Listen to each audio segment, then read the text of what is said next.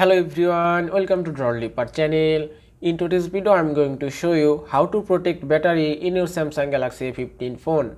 Now the first thing you have to do is go to your settings app. From here, scroll down, then go to battery. Here you can see protect battery option. Now you may ask, how does it protect the battery? When your battery goes above 80%, it is very harmful for your battery, and also when your battery goes below 20%, that is also harmful for your battery.